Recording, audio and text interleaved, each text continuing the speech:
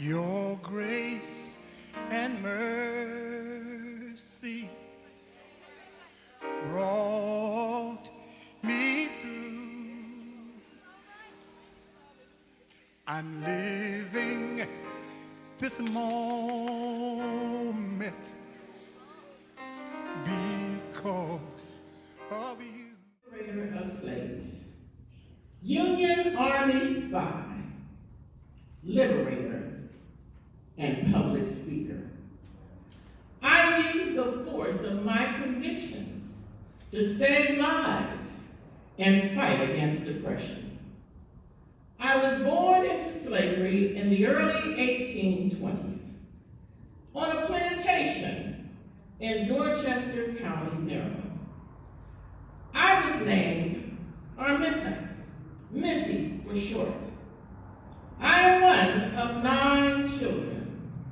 My mom, Rit, was the cook on the plantation, owned by Mary Patterson Broaddus. And my dad, Ben Ross, managed the timber business on a nearby plantation. My mom, who they called Rit, tried to keep the family together. But when Mary's son, Edward, sold 2 of the older siblings of the family, we were separated forever. Later, when they tried to sell my youngest brother to a trader in Georgia, my mom hid him for a month with the help of other slaves and free blacks in the community. She would threaten violence to anyone who tried to take him. Eventually brought us back down. The defiant acts of my mother influenced me in the belief in the possibilities of resistance. In the coming days, I worked at keeping and taking care of my siblings, while my mother worked at the big house. When I was 5 years old, Mrs. Broaddus hired me out as a general cleaner and nursemaid to a local family, the Cooks. Life was hard because I was beaten by Mrs. Cook when I was too slow doing chores. Also worked in the nearby marshes on muskrat traps. Once I became so ill from the swampy work conditions, I was sent home to recover. Fortunately, my mom was a renowned healer and nursed me back to health. Then I was sent to be a nursemaid known as Miss Susan. Unfortunately, that was another painful experience. I was whipped every time the baby woke up and was crying. On one occasion, I was beaten 5 times before breakfast. So I began to wear extra layers of clothing for the protection. Amen. One time I ran away for a week. In my early teens, I was struck in the head by a heavy metal object thrown by an overseer who was throwing at a slave who was trying to run away. The blow fractured my skull. I was left untreated for several days. I began to suffer excruciating headaches, narcoleptic episodes, and seizures. The injury also caused me to have visions and vivid dreams, which I believe were messages from God. Although I was illiterate, I was taught Bible stories from my mom. I prefer the Old Testament, where enslaved people were made free, rather than the New Testament, where the emphasis was on obedience. When my dad, Ben, turned 45, he was granted his freedom. by my mom, his owner, by his mom, owner Andrew Thompson. Let me do that one again. When my dad, Ben, turned 45, he was granted his freedom by his mom's owner, Andrew Thompson. Some years later, Ben hired a lawyer to investigate his wife's status, as she was promised her freedom by Mrs. Broadus' dad. But it had never been honored. However, making a legal challenge was almost impossible. However, years later, I married a free man. The marriage was complicated because of my slave status. Any children we would have had would have been considered property. In 1849, Mrs. Broadus' husband attempted to sell me away, but was unsuccessful because of my continued ill health. Shortly thereafter, Mr. Broadus passed away, and me and my immediate family members were more than likely to be sold. We had already been loaned out, so our absence would not immediately be noticed. But I would not wait for that to happen. So me and two of my brothers, Henry and Ben Jr., we escaped. However, within days, there was a reward sent out for our return. So we went back. I was the most reluctant. Soon after I escaped, alone for good, via the Underground Railroad, which was a network made up of abolitionists and free black slaves, and also whites, men, women, indigenous people, free houses, Quakers, Methodists, Baptists in the United States and Canada, going north. I traveled by night and took shelter by day to avoid the bounty hunters patrolling the areas. I was guided by the North Star Railway conductors. Once I made it to Philadelphia, I joined up with abolitionists and I met William Still, one of the abolitionists who were instrumental in promising we would be able to free our families who were still enslaved. Then in 1850, there was a fugitive slave law in force that anyone aiding any slaves would be severely punished.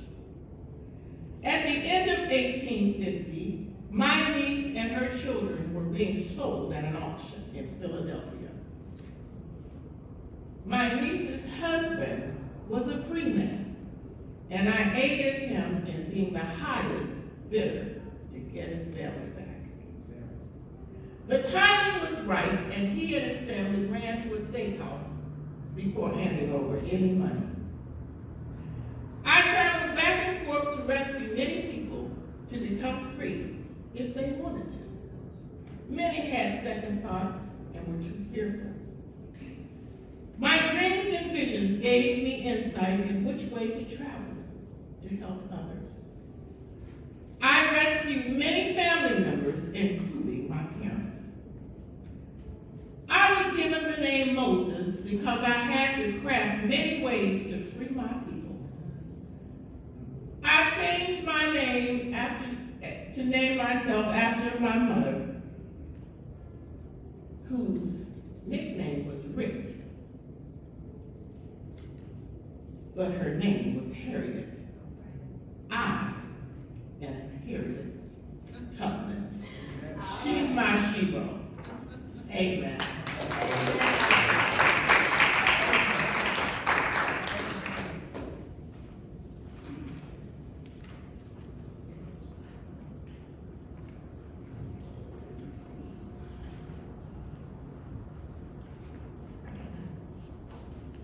that, all I can say is we've come this far by Oh, faith. my God.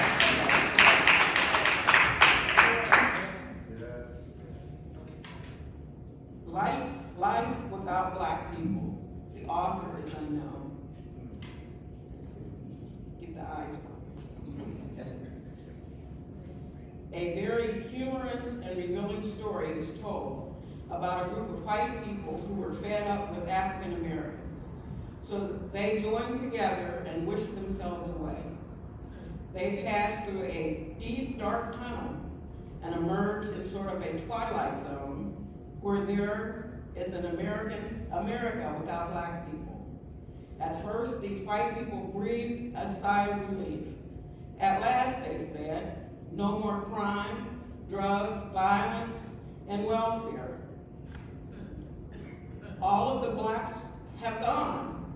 Then suddenly reality set in. The new America is not America at all, only a barren land. There are very few crops that have flourished because the nation was built on a slave-supported system. There are no cities with tall skyscrapers because Alexander Mills, a Black man, invented the elevator, and without it, one finds great difficulty reaching higher floors. There are few, if any, cars because Richard Spikes, a Black man, invented the automatic gear shift. Joseph Gamble, also Black, invented the supercharged system for internal combustion engines. And Garrett A. Morgan, a Black man, invented the traffic signals.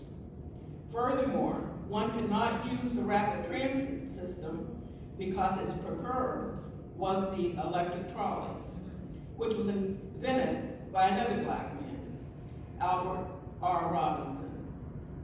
Even if there were streets on which cars and rapid transit systems could operate, they were cluttered with paper because an African American, Charles Brooks, invented the street sweeper.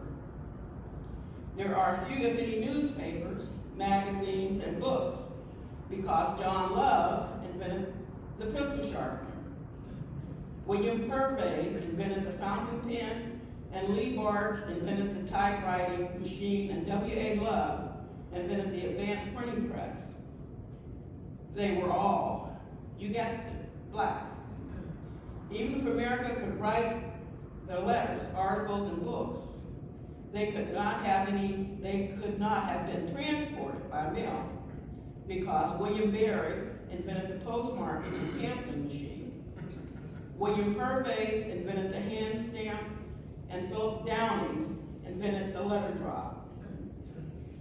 The lawns were brown and wilted because Joseph Smith invented the lawn sprinkler, and John Burr the lawn mower. When they entered their homes, they found them to be poorly ventilated and poorly heated.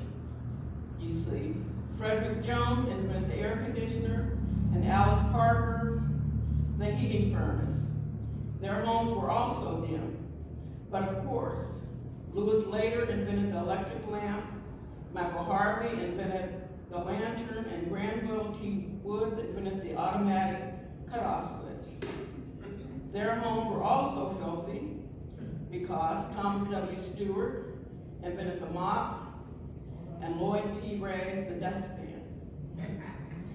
Their children met them all at the door, barefooted, shabby, motley, and unkempt. But what would one expect? Jan E. Metzlinger invented the shoe-lasting machine. Walter Sammons invented the comb. Sarah Boone invented the ironing board. And George T. Salmon invented the clothes dryer. Finally, they were resigned to at least have dinner amidst all of this turmoil. But here again, the food is spoiled because another Black man, John Standard, invented the refrigerator. Now, isn't that something? What would this country be like without the contributions of Blacks as African Americans? Martin Luther King Jr. said, "By the time we leave for work, Americans have depended on the inventions from the minds of blacks. Black history includes more than just slavery. Frederick Douglass, Martin Luther King Jr., and Malcolm X, and Marcus Garvey, and W.E.B.